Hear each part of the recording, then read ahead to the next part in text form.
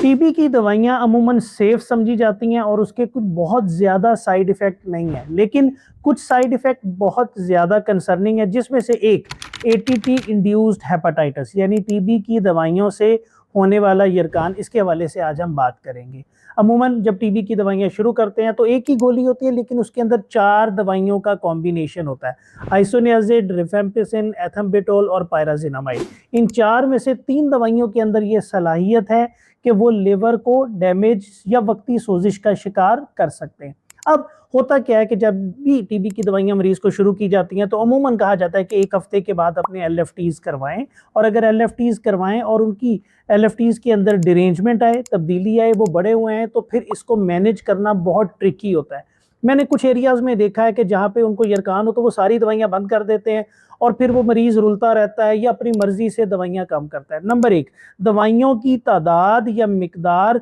मर्ज़ और मरीज़ के वेट के हिसाब से होती है। सो एक तो वो कंटिन्यू रखना है। नंबर 2, अगर हेपेटाइटिस हो जाए तो आगे करना क्या है? आमतौर पे हम कहते हैं कि अगर मरीज़ को अलामात भी हैं, जिसमें पेट में दर्द है, मतली की कैफ़ियत है और आँखें पीली हो रही हैं, पेट में बहुत दर्द रह रहा है, तो इन सूरतों में अगर तो एलएफटीज़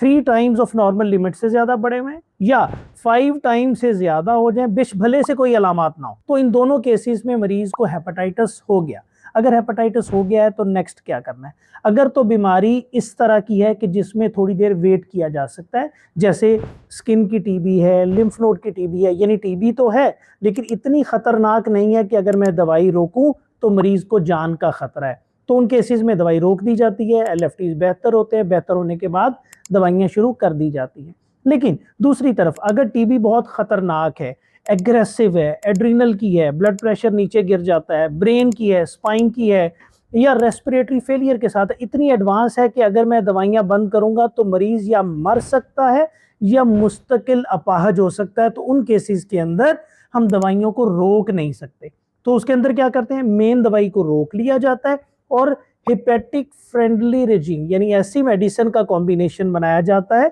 जो कि लिवर के लिए डायरेक्ट टॉक्सिक नहीं है, सेफ है, वो दवाई चलती रहती है। और फिर बाय द साइड हम देखते हैं कि इनमें से कौन सी दवाई हो सकती है, तो उसमें एक, फिर दूसरी और फिर तीसरी ऐड करके ड्रग जो है उसको डिटेक्ट कर लेते हैं कि कौन सी ड्रग आपको साइड इफेक्ट दे रही है, उस ड्रग को निकाल के बाकी का ट्रीटमेंट ड्यूरेशन अकॉर्डिंगली प्लान कर लिया जाता है। एटीटी इंड्यूस्ड हेपेटाइटिस अगर तो मामूली हो तो कोई परेशानी की बात नहीं, लेकिन दूसरी तरफ अगर ये सीवियर हो तो ये फुलमिनेंट हेपेटिक फेलियर यानी बिल्कुल लिवर फेलियर की तरफ चला जाता है। सो अगर आप टीबी की दवाइयां ले रहे हैं, आपको पेट में दर्द होता है, मतली होती है, वॉमिटिंग होती है, आंखें पीली हो रही हैं, आपके एलएफटीज खराब हो रहे हैं, तो आपने इधर उधर नहीं जाना, सिर्फ एक मुस्तरद पल्मोनोलॉजिस्ट के साथ रब्ता करना है। अगर आपको एटीटी इंड्यूस्ड हेपेटाइटिस से रिलेटेड कोई भी क्वेरी हो तो आप कमेंट सेक्शन में मैसेज करके हमसे पूछ सकते हैं।